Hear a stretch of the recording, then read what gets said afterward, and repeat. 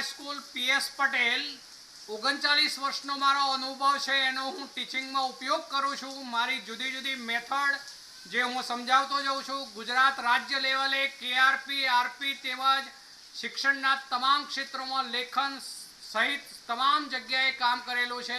એવા મારા બહોળા અનુભવનો હું ઉપયોગ મારા ટીચિંગ દરમિયાન કરું છું। મારો લાભ અવશ્ય લેજો એવું ખાસ જણાવું છું। Good morning all friends.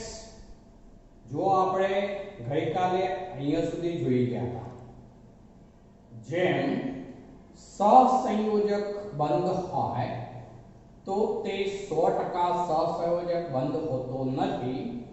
તેમાં અમુક પ્રમાણમાં આયનીય લક્ષણ પણ જોવા મળે છે। ચલો એના કરતો ઊંધું હવે आयनीय संयोजन होय तो एमा रहेलो आयनीय बंध ए 100% आयनीय होतो नथी। तेमा अमुक अंशे सहसंयोजक लक्षण पण जोवा मळे छे। आपणे आजे बीजું હું બોલે બરોબર ધ્યાન રાખજો। ફરીથી એક વખત બોલું છું। आयनीय बंधમાં सहसंयोजक लक्षण जोवा मळे छे। ए આપણે કાલે હું જોઈ ગયા હતા ફઝાનના નિયમ દ્વારા સમજી શકાય। એના પ્રશ્નો જેડબલ્યુ ની નીટમાં ઘણા બધા હોય છે, ઘણી વખત પૂછાયા છે, માટે હું એ ફરીથી વધુ સ્પષ્ટ કરવા માંગુ છું। ધ્યાન રાખજો, ફરીથી વધુ સ્પષ્ટ કરું છું। તો એમાં ત્રણ પરિબળો જવાબદાર છે। ત્રણ પરિબળ जवाबदार कोना माटे फजाननो नियम याद राखજો। फजान शब्द छे फजाननो नियम बरोबर ने फजाननो नियम छे। तो एमा त्रण परिबळो जवाबदार गणीशुं। चलो एमा पहेલું परिबळ छे ऋण आयनનું કદ વધે। चलो पहेલું परिबळ લઈએ છે ऋण आयन નું કદ વધે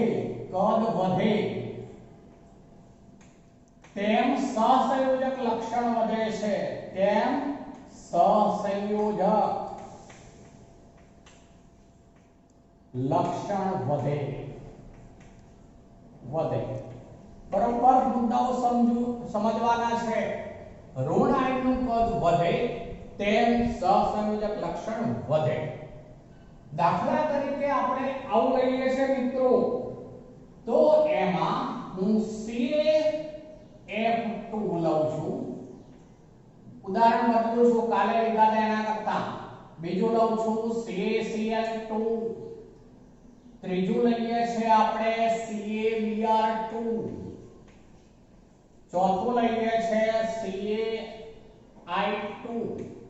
હવે જુઓ મિત્રો, અહીંયા મેં Ca2+ માટે અને F-1 એટલે 2 વડે ગુણ્યા Cl-1 એટલે 2 વડે આને Ca2+ હોવાથી ગુણ્યા। ચલો આમાં પણ એ રીતે પેલામાં પણ એ રીતે હાઇડ્રોજન તત્વો જે છે એ બીજા સમૂહના આલ્કલાઇન અર્ધધાતુ તત્વો સાથે હંમેશા બે પરમાણુ જોડાય એટલે બધા આવા સૂત્રો બનશે। चलो હવે અહીંયા મેં Ca2+ તો કોમન રાખ્યું છે। આપણે કોનું કદ જોવાનું છે તો ઋણાયનનું। ઋણાયન તરીકે FClBrI કોનું કદ વધે તો સમૂહમાં આયક સમૂહના તત્વો 17મા સમૂહના હાઇડ્રોજન તત્વો મેં લીધા છે। તો સમૂહમાં ઉપરથી નીચેની તરફ જઈએ તેમ કદમાં શું થતું જાય વધારો। માટે આનું કદ સૌથી વધારે હોવાનું કોનું આયનું કદ સૌથી વધારે હોવાનું I- તરીકે છે એટલે ઋણાયન એનું કદ સૌથી વધારે। F- કરતા Cl- નું કદ વધારે, એના કરતા Br- નું કદ વધારે, એના કરતા I- નું કદ વધારે। જેમ ઋણાયનનું કદ વધે તેમ સહસંયોજક લક્ષણ વધે છે। અર્થ એવો થયો કે આમાં સહસંયોજક લક્ષણ સૌથી વધુ હોય મિત્રો।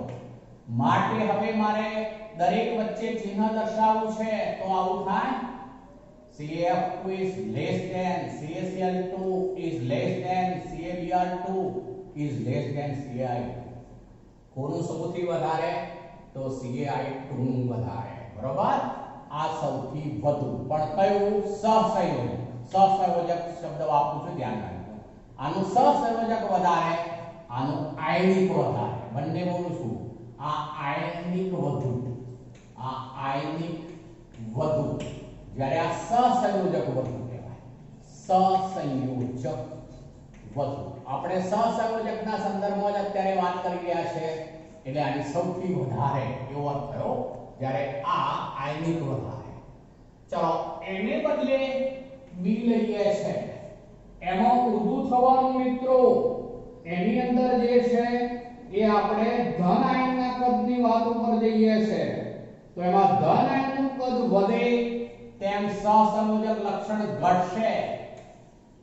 ધન આયનનું કદ વધે તેમ સહસંયોજક લક્ષણ ઘટે. સહસંયોજક લક્ષણ ઘટે. શબ્દો કયા યાદ રાખવાના છે? જુઓ, ઋણ આયન માટે કદ વધે, સહસંયોજક લક્ષણ વધે, ઋણ આયન. ધન આયન માટે કદ વધે પણ સહસંયોજક લક્ષણ ઘટે. આ વધે વધે, આ વધે ત્યારે આ ઘટે, એવો અર્થ થયો. ચાલો હવે ધન આયનના કદ ઉપર જઈએ છે મિત્રો. તો દાખલા તરીકે આપણે એમાં એવું લઈએ છે, આલ્કલાઇન અર્ધ ધાતુ BeCl2, B પછી Mg, તો MgCl2, B Mg પછી Ca, પછી SR, પછી Ba. જો અહીંયા મેં શું કર્યું? તો ઋણાયન ફિક્સ રાખ્યો. ઋણાયન તરીકે Cl-1 છે, ફિક્સ જ છે. પણ ધનાયન બદલ્યો છે Bg2+, Mg2+, Ca2+, SR2+, Ba2+. ચલો હવે આ પણ એક જ સમૂહના તત્વો થયા. ધનાયન જેમ સમૂહમાં ઉપરથી નીચે જઈએ તો ધનાયનનું કદ અહીંયા વધી રહ્યું છે એવો અર્થ થયો. આનું કદ, બીજેનું કદ, આ બધામાં સૌથી વધુ, પણ સહસંયોજક લક્ષણ કહીએ તો આમાં સૌથી ઓછું. આમાં સહસંયોજક લક્ષણ વધુ હોય મિત્રો. માટે આ સૌથી વધુ સહસંયોજક એટલે ચિહ્ન કરીશું ગ્રેટર ધેન નું. MgCl2 is greater than CaCl2 is greater than SrCl2 is greater than BaCl2. બરોબર? આ શું કહેવાય? વધુ સહસંયોજક. સહસંયોજક વધુ, સહસંયોજક વધુ. અને આની વાત કરીએ હવે તો આ આયનીય વધુ એવું કહેવાય. આ આયનીય વધુ, આયનીય વધુ. આપણે સહસંયોજક ઉપર જોડ આપી રહ્યા છે, આ અગત્યનું. બરોબર? આ વધુ. ચલો હવે આવીએ છે ત્રીજું પરિબળ લઈએ છે. તો એમાં ધન કે ઋણ આયનનો ભાર, ભાર શબ્દ વાપરીએ છે.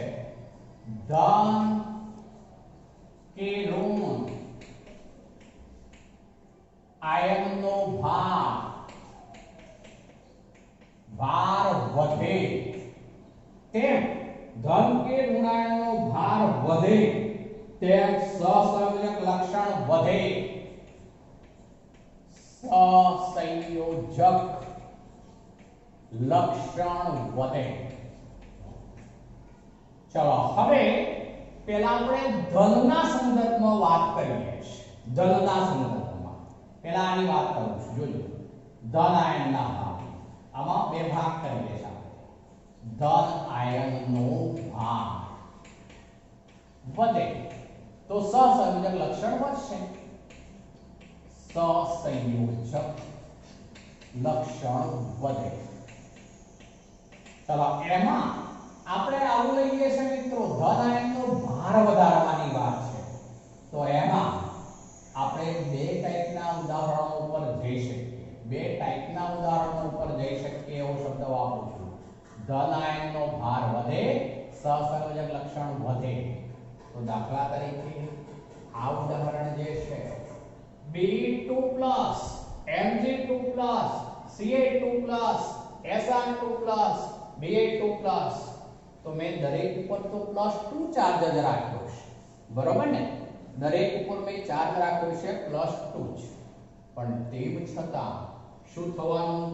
તો આનું કદ જે છે Ba2 નું એ મોટું હોવાનું, એટલે એની સપાટી વધારે હોય.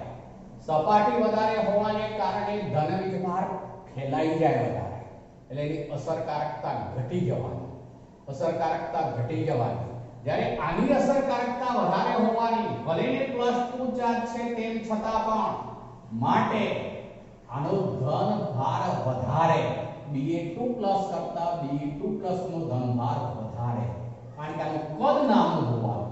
કદ નાનું હોવાથી નાની સપાટી પર માટે વીજભાર ફેલાવાની શક્યતા ઘટી જાય, અને માટે આ જે છે એમાં આપણે વધુ સહસંયોજક લક્ષણ જોવા મળશે. એટલે આ જ ક્રમ અહીંયા પણ ઉદાહરણ તરીકે તમે લઈ શકો.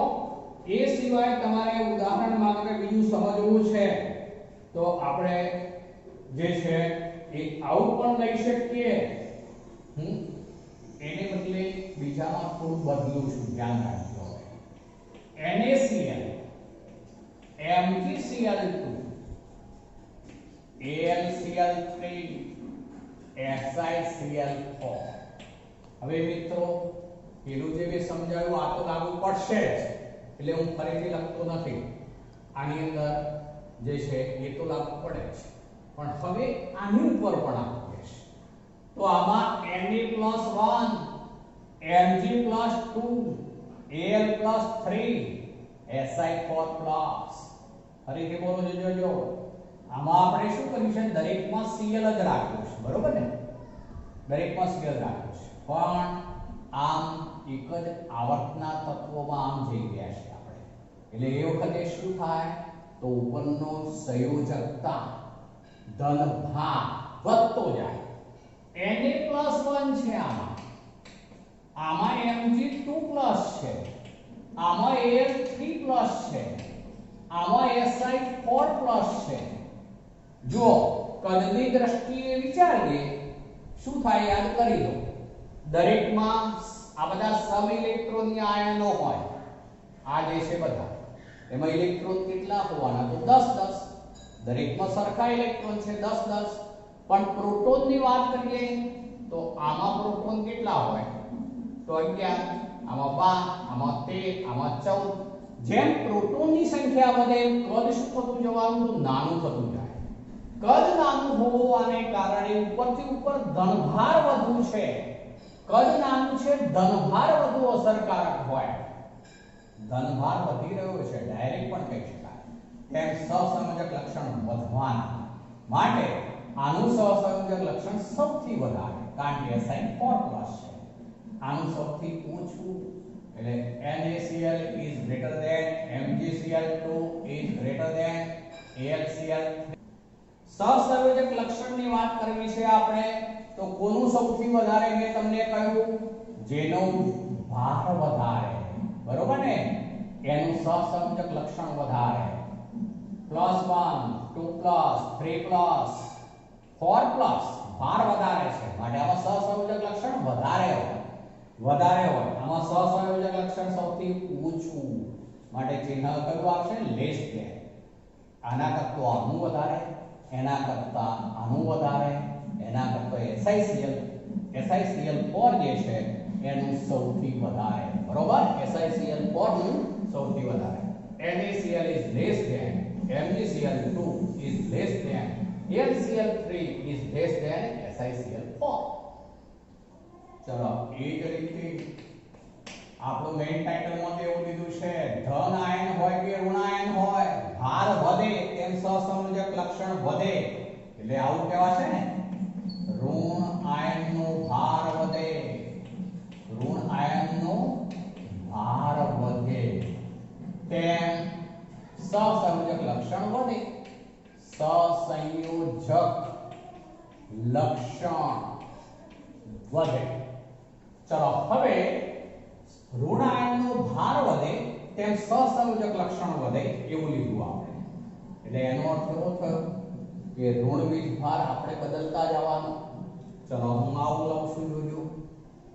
દાખલા તરીકે F માઈનસ, બરોબર, હું F માઈનસ છે એની સાથે આપણે ગમે તે ઉદાહરણ તરીકે જોડી શકીશું. દાખલા તરીકે F માઈનસ છે એની સાથે આપણે એલ્યુમિનિયમ જોડીએ છે તો AlF3 સૂત્ર બનશે. ચલો હું હવે એને બદલે ઓક્સિજન લઉં છું તો Al2O3 બનશે. એને બદલે આપણે નાઇટ્રોજન લઈએ તો Aln3 બનશે.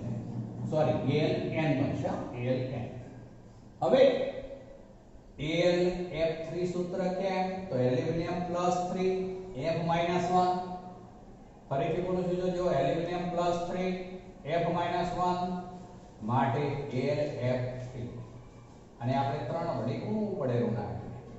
ચલો આમાં ઓક્સિજન -2 કહેવાય અને Al3+ છે. જુઓ, Al3+ ક્રોસ થાય મિત્રો, સંયોજકતા. આમ મેં તમને શીખવાડ્યું છે ચોકડી, જે આવો અર્થ થયો Al3+ છે અને ઓક્સિજન 2- છે. એટલે આપણે જ્યારે જોડીએ ત્યારે Al2O3 ક્રોસ થઈ જાય. ચલો આમાં શું થાય તો Al હોય અને F- છે, આ 3+ છે. એટલે હવે ક્રોસ કરાવો તો આ 1 વડે ગુણવાની જરૂર નહીં અને આ 3 વડે ગુણવું પડે એટલે Alf3. ચલો આની વાત કરું હવે તો Al3+ છે, નાઇટ્રોજન 3- છે. એટલે હવે +3 -3 એટલે કોમન, માટે આમાં આમ ક્રોસ કરવાની જરૂર નહીં પડે, કોમન નીકળી જાય એટલે સૂત્ર બની જાય Aln. અર્થ એ થયો કે આમાં F- છે, આમાં O2- છે, આમાં N3- છે. તો જુઓ, જેમ ઋણ આયનનો ભાર વધી રહ્યો છે, હવે જો આ ત્રણેય પણ સમ ઇલેક્ટ્રોનીય આયનો કહેવાય. કેવી રીતે વિચારો? ફ્લોરિન જે છે એની પાસે ઇલેક્ટ્રોન કહું છું, પહેલા ધ્યાન રાખજો. તો ઇલેક્ટ્રોન 10, ઓક્સિજન 2- પાસે પણ 10, N3- પાસે પણ 10. દરેકમાં ઇલેક્ટ્રોન તો સરખા છે, બરોબર. પણ પ્રોટોનની વાત કરીએ તો આમાં 9, આમાં 8, આમાં 7, આમાં પ્રોટોન વધારે છે, બરોબર ને. ચલો હવે આ -1 વીજભાર, આ 2- વીજભાર, આ 3- વીજભાર. જેમ ઋણ આયનનો ભાર વધે, સહસંયોજક લક્ષણ વધે, એટલે આમાં સહસંયોજક લક્ષણ સૌથી વધારે, માટે Alf3 is less than Al2O3 is less than Aln. આ સૌથી વધુ સહસંયોજક અર્થ એવો થયો, બરોબર. ચલો આ જે છે ઋણ આયનનો ભાર વધે તેમ સહસંયોજક લક્ષણ વધે. તો ચલો મિત્રો, આપણે આ ફઝાનનો નિયમ ફરીથી રિપીટ કર્યો. અગત્યનો બધા ઉદાહરણો વ્યવસ્થિત તૈયાર કરવાના. અહીંયા એ સિવાયની વાત પણ આવી શકે. આ બે મુદ્દાઓ જે છે એમાં એક જ સમૂહના તત્વોની વાત છે. આમાં આ જોવાનું, ધન આયન જોવાનું છે, એક જ સમૂહના તત્વો છે, બરોબર ને. જ્યારે આ બેની વાત છે તો એની અંદર શું છે તો એક જ આવર્તના તત્વોના સંયોજનો છે, બરોબર. એક જ આવર્તના તત્વોના સંયોજનો છે. આ આપણે ધ્યાનમાં રાખવું છે. ચલો હવે આમ તો કહીએ તો જુઓ, આ જે છે એમાં આ એક જે છે એમાં ચિહ્ન મેં ગ્રેટર ધેન લીધું છે, બરોબર. બાકી આમાં લેસ ધેન, આમાં લેસ ધેન, આમાં લેસ ધેન, બરોબર. Less than, less than, less than. આ તો બે સરખા થઈ ગયા એમ કહેવાય. એકમાં ધન આયન જોવાનું, બીજામાં ઋણ આયન જોવાનું. ભાર વધે, સહસંયોજક લક્ષણ વધે. યસ, તો સહસંયોજક વધુ, સહસંયોજક લક્ષણ આમાં પણ વધુ, આમાં પણ સહસંયોજક લક્ષણ સૌથી વધુ. ક્લિયર વાત? એ ત્રણેયની વાત. પણ આમાં એટલું ઊંધું છે એના કરતાં, એ તમારે યાદ રાખવું પડશે ધન આયનના સંદર્ભમાં. અર્થ એવો થયો. ચલો હવે આ બધાને ધ્રુવીય ભવનતા અથવા ધ્રુવીયતા આપણે શબ્દ છે મેં એની ચર્ચા છે આ તો એની સાથે સંબંધ રહેલો છે. એમાં જે આપણે કાલે જોઈ ગયા કે જે ધન આયનની ધ્રુવીભવન શક્તિ, ઋણાયનની ધ્રુવીય ભવનીયતા અને વિકૃતિ, આ જે છે માત્રા કેટલા પ્રમાણમાં ધ્રુવીભવન પામશે અને તેને કારણે આયનીય બંધમાં સહસંયોજક લક્ષણ કેટલા ટકા થશે એ એના ઉપરથી નક્કી થઈ શકે. જેથી હવે કોમન આપણે આવું કહી શકીએ. કોમન બોલું છું, ધ્યાન રાખજો. તો એમાં એવું કહેવાશે કે આયન જે છે ચાહે ધન હોય કે ધન હોય કે ઋણ હોય, પણ આપણે ઋણ આયનના ભાર ઉપર ચાલવું છે. ઋણ આયનનો ભાર જે છે is proportional to polymerization. ચલો અહીંયા લખું છું, ધ્યાન રાખજો. ઋણ આયનનો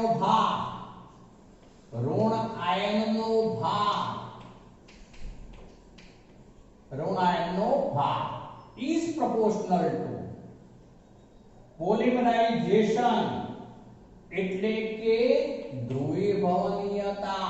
પોલિમરાઇઝેશન ઇંગ્લિશ શબ્દ છે. પોલિમરાઇઝેશન અર્થ શું કર્યો એનો? ધ્રુવીભવનીયતા અથવા ધ્રુવીભવન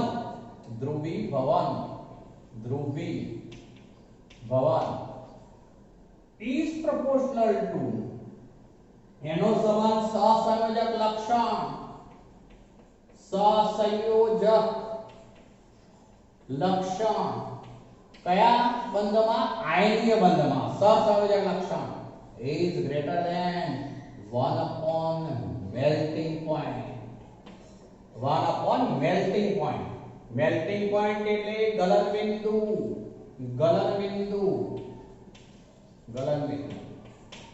અર્થ એવો થયો કે ઋણ આયનનો ભાર is proportional to polymerization. ઋણ આયનનો ભાર વધુ, પોલિમરાઇઝેશન ધ્રુવીભવન વધુ કરવાની ક્ષમતા, બરોબર. સહસંયોજક લક્ષણ વધારે હોય એટલે સહસંયોજકના ટકા વધવાના. આયનીય મુખ્ય છે પણ એમાં સહસંયોજક લક્ષણનું ટકાવાર પ્રમાણ વધતું જાય. is greater than is proportional to 1 upon mp છે, એટલે કે ગલન બિંદુ. હવે મિત્રો એના અનુસંધાનમાં પણ ક્યારેક પ્રશ્નો જોડે છે, એટલે આપણી બુક્સમાં ઉલ્લેખ નથી, પણ એવા આપણે ઉદાહરણ લેવા છે.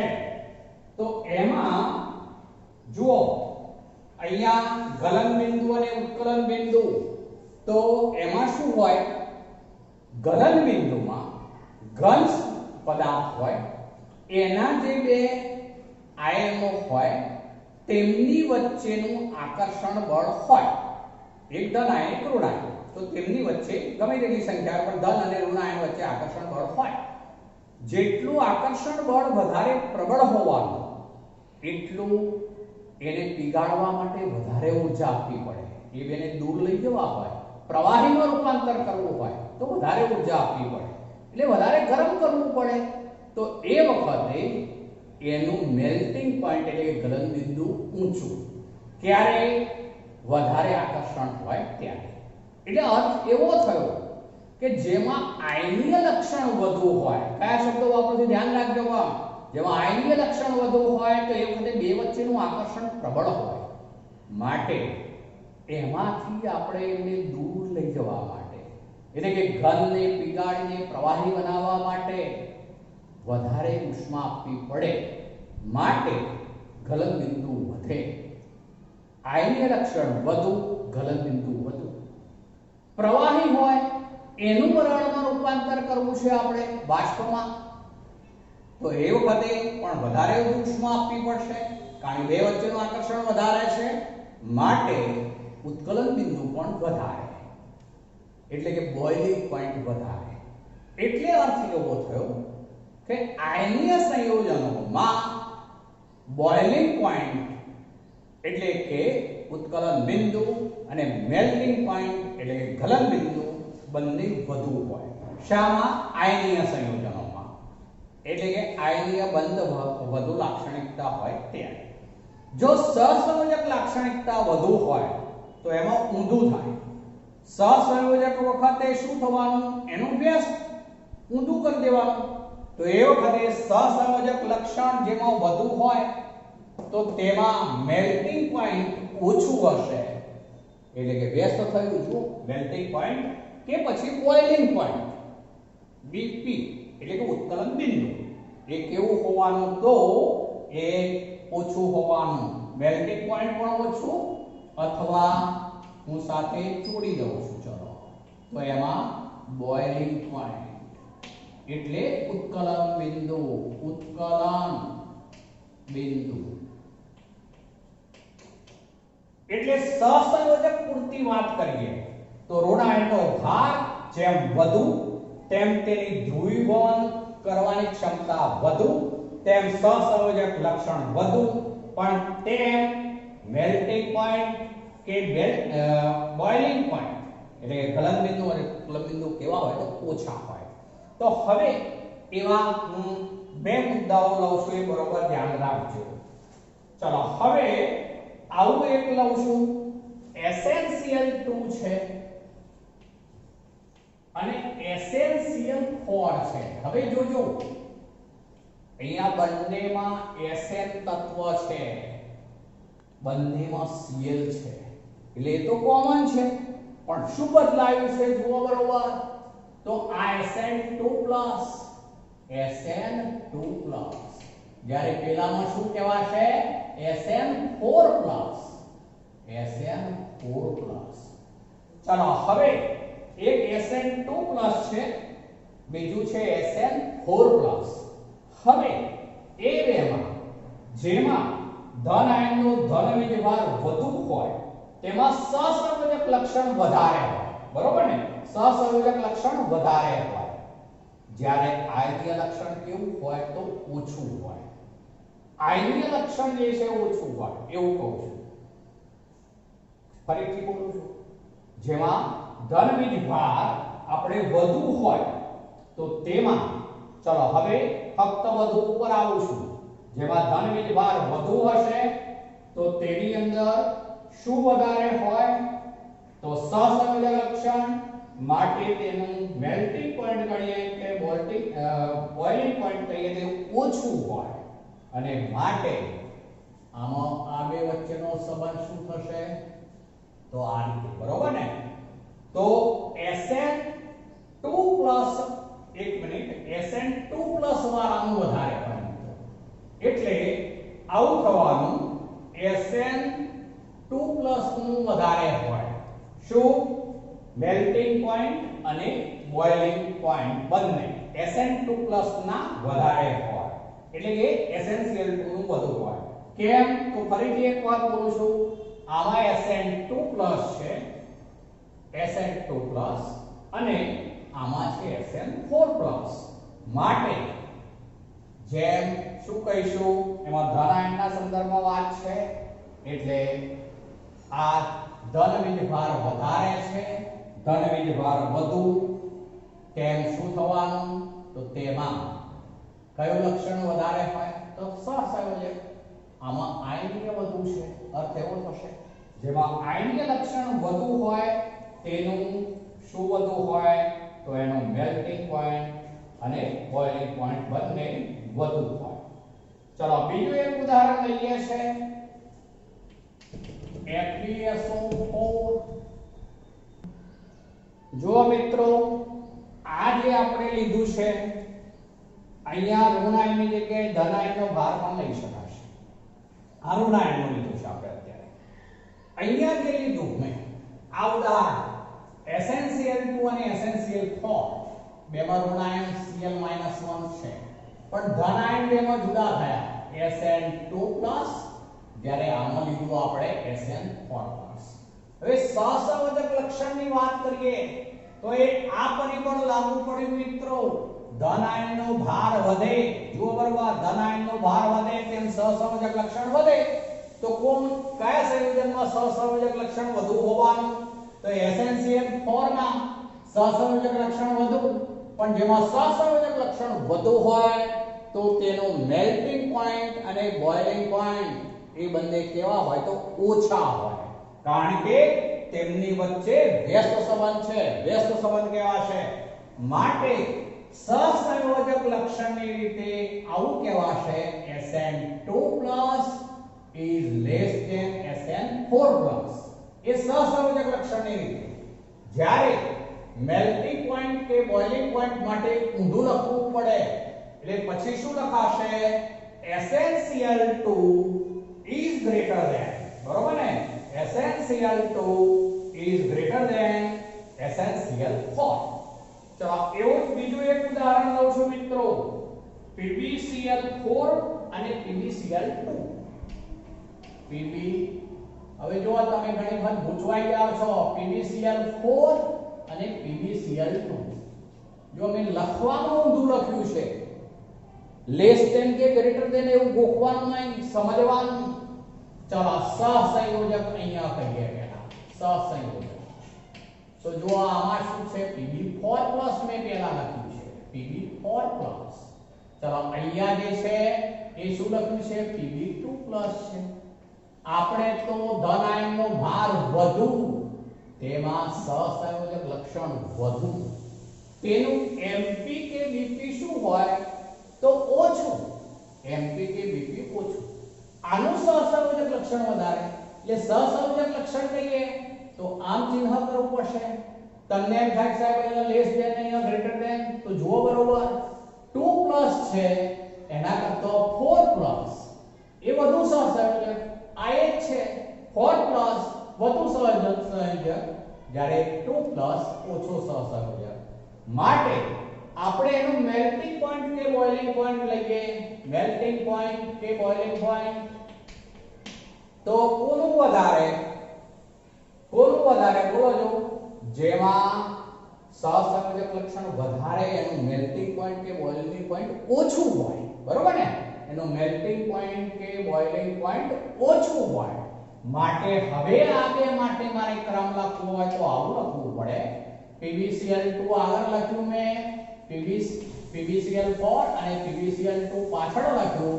તો આમાં આનું જે છે સહસંયોજક લક્ષણ કેવું છે તો વધુ. તો બોઇલિંગ પોઈન્ટ અને મેલ્ટિંગ પોઈન્ટ ઓછું હોય.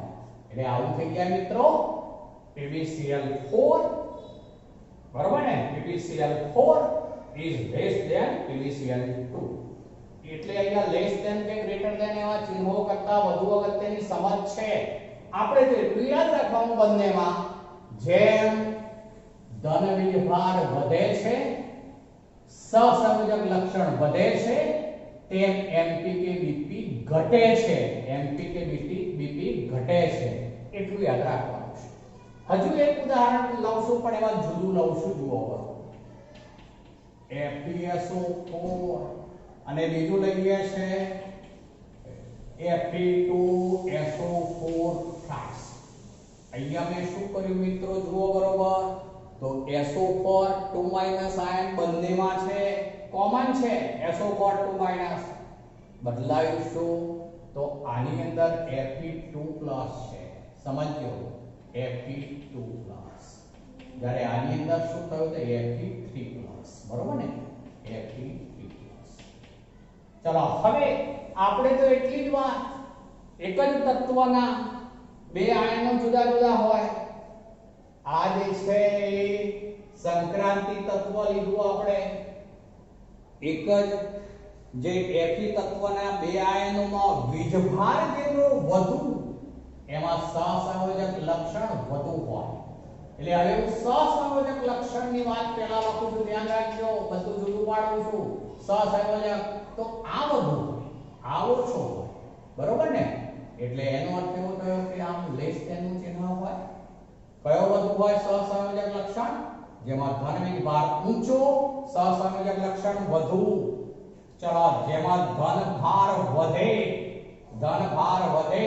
તેમ સહસંયોજક લક્ષણ વધે. એ જ પરિબળ છે આપણે. તો હવે આ બે વચ્ચે આપણે સંબંધ લખવો હોય Mp કે Bp ના સંદર્ભમાં, આ સહસંયોજક લક્ષણ માટે મેં ઉપર લખી દીધું. આ જે છે તે પણ Mp કે Bp માટેની વાત કરીએ તો આપણે તો એટલું જોવાનું વ્યસ્ત પ્રમાણ થઈ જાય સહસંયોજક લક્ષણ કરતા આનું સહસંયોજક લક્ષણ વધારે છે, માટે આનું મેલ્ટિંગ પોઈન્ટ કે બોઇલિંગ પોઈન્ટ ઓછું હોવાનું, બરોબર ને, એનું ઓછું હોવાનું, આ સંયોજનનું ઓછું, આ સંયોજનનું વધુ, બરોબર. એટલે શું થવાનું મિત્રો એમાં, તો એમાં Fe2+ વાળાનું વધારે હોય, એટલે FeSO4 is greater than Fe2SO4 thrice, Fe2SO4 thrice, બરોબર ને. મેલ્ટિંગ પોઈન્ટ કે બોઇલિંગ પોઈન્ટ આનું વધારે છે, આનું વધારે છે, બરોબર ને, જ્યારે પેલાનું ઓછું છે, વ્યસ્ત સંબંધ છે એટલે. હવે મિત્રો બીજું ઉદાહરણ લઉં છું, હજુ જે જોજો તો એમાં એક લઈએ છે આપણે CaSO4 અને બીજું લઈએ છે Ca3PO4 twice. હવે જો આ બંનેમાં મેં શું કર્યું, તો પેલા કરતા જુદું છે. આમાં મેં ઋણ આયન બદલી નાખ્યા છે.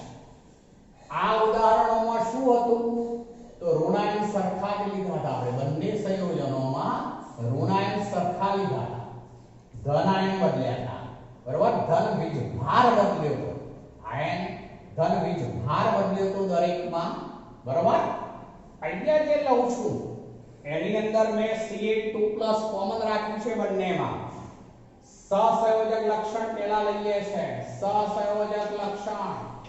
ચલો સહસંયોજક લક્ષણની રીતે વાત કરીએ તો આની અંદર જે CaSO4 છે એમાં SO4 2- છે, જ્યારે પેલામાં PO4 3- છે. એવો અર્થ થવાનો ને મિત્રો, PO4 3- છે એવો અર્થ થવાનો. હવે આપણે આમાં બેમાં સ્પષ્ટ કરી દઉં છું. જુઓ, આમાં SO4 2- છે, જ્યારે આમાં PO4 3- છે. હવે આપણે સહસંયોજક લક્ષણની વાત વધુ, સહસંયોજક લક્ષણ વધુ શામાં હોય, તો જેમાં ઋણાયનનો ભાર વધુ હોય તેમાં સહસંયોજક લક્ષણ વધારે હોય. તો આનું સહસંયોજક લક્ષણ વધારે, ચલો સહસંયોજક લક્ષણ વધારે એટલે આમ થાય, આ સહસંયોજક લક્ષણ વધારે. પણ હવે MPK BP લઈએ છે તો શું થવાનું, આ સંયોજનના અનુસંધાનમાં આપણે કહેવાનું છે તો જેનું સહસંયોજક લક્ષણ વધારે તેનું MPK BP ઓછું હોય, બરોબર. એટલે આનું ઓછું હોવાનું, આનું વધારે હોવાનું, બરોબર, આનું વધુ હોવાનું, માટે ક્રમ આવો થશે મિત્રો કે CaSO4 is greater than Ca3PO4 twice. અને બીજું એક છેલ્લું ઉદાહરણ છે મિત્રો, જેની અંદર આપણે આવું પણ જોડી શકીએ. હજુ એક જોડવું હોય તો આપણે ClO4- આયન સાથે પણ એની સરખામણી કરી શકીએ. એટલે આવા ત્રણ આયનો લઈ લઉં છું, જેમાં ClO4-, SO4 2- અને PO4 3-. મેં અહીંયા વીજભાર દરેકનો બદલી નાખ્યો છે, ઋણાયનો જ છે બધા. જેમ આપણે એવું કહી શકીએ, જેનો ઋણ વીજભાર વધુ તેમાં સહસંયોજક લક્ષણ વધુ. એટલે સહસંયોજક કહું છું, પહેલા ધ્યાન રાખજો, સહસંયોજક લક્ષણ કોનું વધારે, તો PO4 3- નું વધારે, માટે આવું ચિહ્ન આમાં થાય, બરોબર. પણ હવે આપણે MPK BP ના સંદર્ભમાં વાત કરીએ તો એ વ્યસ્ત થઈ જાય એના કરતા, સહસંયોજક લક્ષણના ક્રમ કરતા.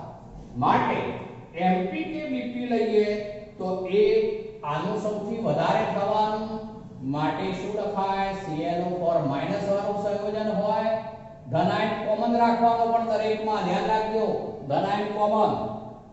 ClO4- is greater than, હવે હું એવું કરી દઉં છું, માનો કે ગ્રેટર ધેન, ચલો પછી લઈએ છે તો SO4 2- is greater than PO4 3-. ચલો મિત્રો આ બધા જ ઉદાહરણો વ્યવસ્થિત સમજીશું, આ સંબંધને બરોબર યાદ રાખીશું. ઋણ આયનનો ભાર અથવા કહી શકીશું આપણે ધન આયનનો ભાર બંને લઈ શકીશું.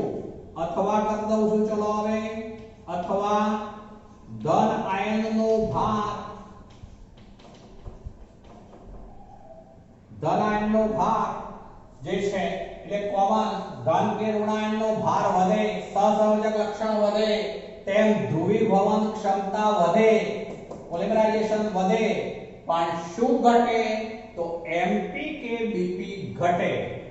ગલન બિંદુ કે ઉત્કલન બિંદુ ઘટે, તેમની વચ્ચે વ્યસ્ત સંબંધ છે.